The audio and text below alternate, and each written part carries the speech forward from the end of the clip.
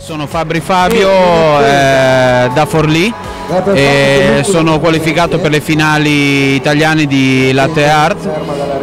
Niente, questa mattina abbiamo fatto la prima prova di Art Bar, io ho gareggiato per ultimo, quindi la tensione si è sentita ancora di più. Ho presentato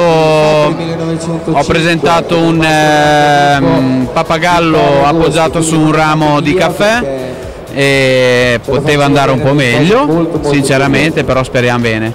E niente, aspettiamo la finale di domani con le due prove semifinale e finale, sperando che vada bene. In bocca al lupo a tutti i partecipanti e me compreso.